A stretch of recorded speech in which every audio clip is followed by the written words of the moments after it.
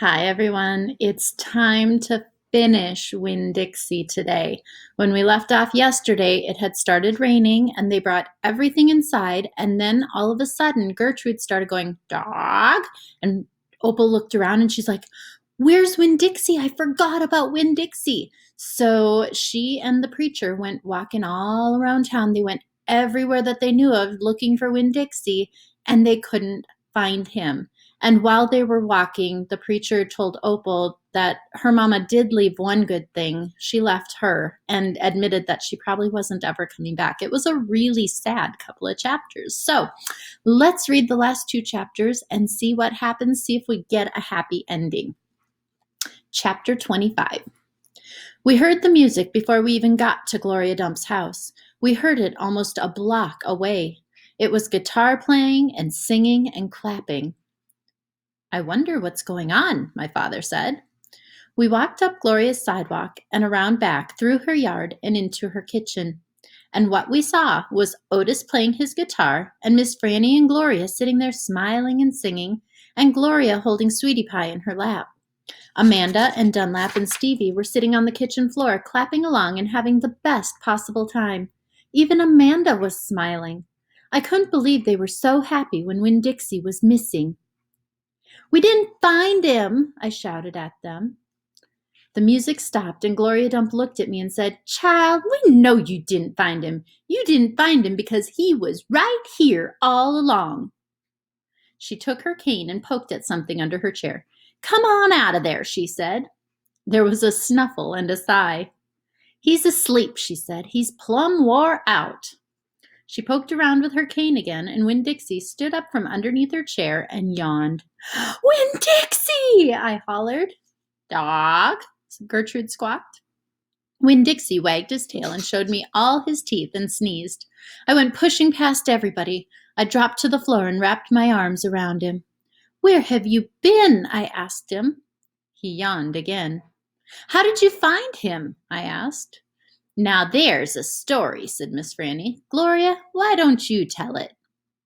"Well," said Gloria Dump, "we was all just sitting around waiting on you two, and after I convinced these Dewberry boys that I ain't no scary witch all full of spells and potions—" "She ain't no witch," Stevie said.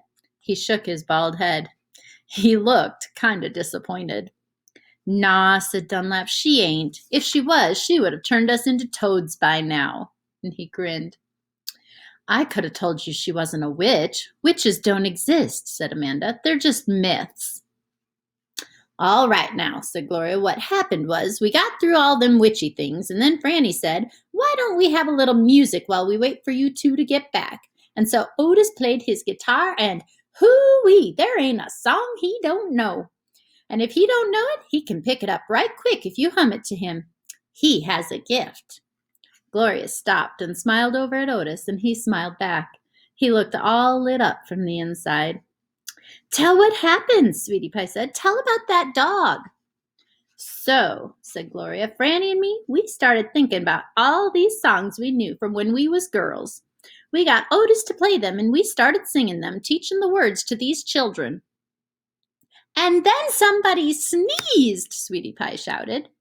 "That's right," said Gloria. "Somebody sneezed, and it wasn't none of us. So we looked around, wondering who did, thinking that maybe we got us a burglar in the house. We looked around, and we didn't see nothing, so we started into singing again. And sure enough, there was another big ah-choo. Sounded like it was coming from my bedroom.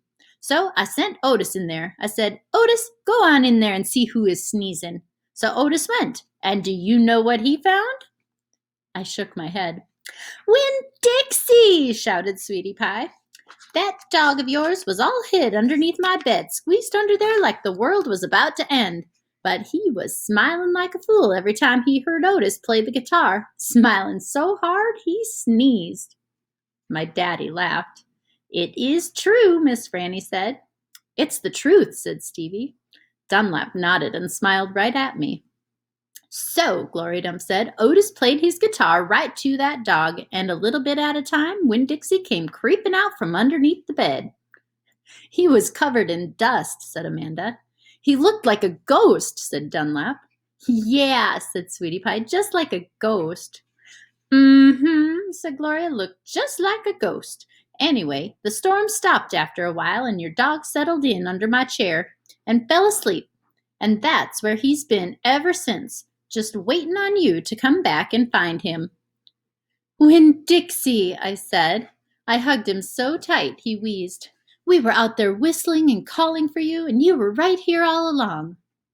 Thank you, I said to everybody. Well, said Gloria Dump, we didn't do nothing. We just sat here and waited and sang some songs. We all got to be good friends.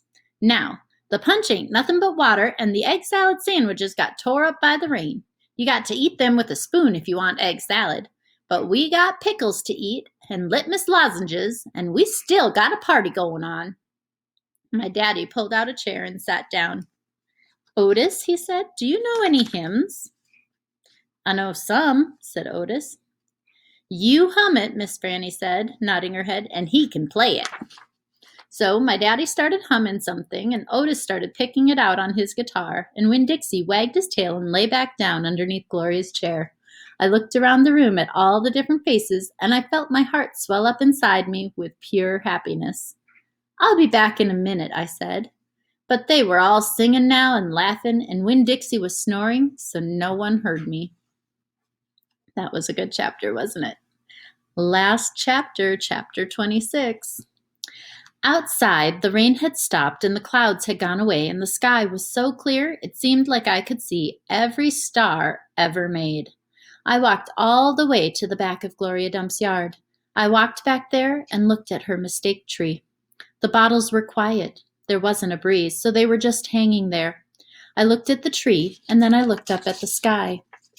Mama, I said, just like she was standing right beside me, I know 10 things about you, and that's not enough. That's not near enough. But Daddy's going to tell me more. I know he will, now that he knows you're not coming back. He misses you, and I miss you, but my heart doesn't feel empty anymore. It's full all the way up. I still think about you, I promise, but probably not as much as I did this summer. That's what I said that night underneath Gloria Dump's mistake tree. And after I was done saying it, I stood just staring up at the sky, looking at the constellations and planets. And then I remembered my own tree, the one Gloria had helped me plant. I hadn't looked at it for a long time. I went crawling around on my hands and knees, searching for it. And when I found it, I was surprised at how much it had grown. It was still small. It still looked more like a plant than a tree. But the leaves and the branches felt real strong and good and right.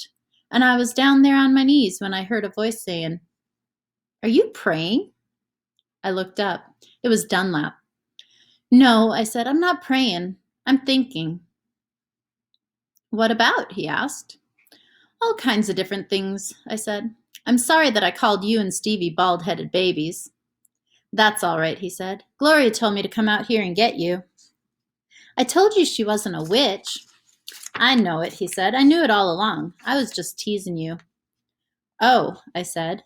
I looked at him close. It was hard to see him good in the dark yard. "Ain't you ever going to stand up?" he asked. "Yeah," I said. And then he surprised me. He did something I never in a million years thought a Dewberry Boy would do. He held out his hand to help me up. And I took it. I let him pull me to my feet. "I'll race you back to the house," Dunlap said, and he started to run. "Okay," I shouted, "but I'm warning you, I'm fast." We ran, and I beat him. I touched the corner of Gloria Dump's house right before he did. "You shouldn't be running around in the dark," said Amanda. She was standing on the porch looking at us. "You could trip over something." "Oh, Amanda," said Dunlap, and he shook his head. "Ah, Amanda," I said, too, and then I remembered Carson, and I felt bad for her. I went up on the porch and took hold of her hand and pulled on her. "Come on," I said, "let's go inside." "India Opal," Daddy said when me and Amanda and Dunlap walked in, "are you here to sing some songs with us?" "Yes, sir," I said, "only I don't know that many songs." "We'll teach you," he said. He smiled at me real big. It was a good thing to see. "That's right," said Gloria Dump, "we will." Sweetie Pie was still sitting in her lap, but her eyes were closed. "Care for a litmus lozenge?" Miss Franny asked, passing me the bowl. "Thank you," I told her. I took a litmus lozenge and unwrapped it and put it in my mouth. Do you want a pickle? Otis asked, holding up his big jar of pickles. No, thank you, I said, not right now. When Dixie came out from underneath Gloria Dump's chair, he sat down next to me and leaned into me, the same as I was leaning into my daddy. And Amanda stood right there beside me, and when I looked over at her, she didn't look pinch-faced at all to me. Dunlap cracked his knuckles and said, Well, are we going to sing or what? Yeah, Stevie echoed. Are we going to sing or what? Let's sing, said Sweetie Pie, opening her eyes and sitting up straight. Let's sing for the dog. Otis laughed and strummed his guitar, and the flavor of the litmus lozenge opened in my mouth like a flower blooming, all sweet and sad.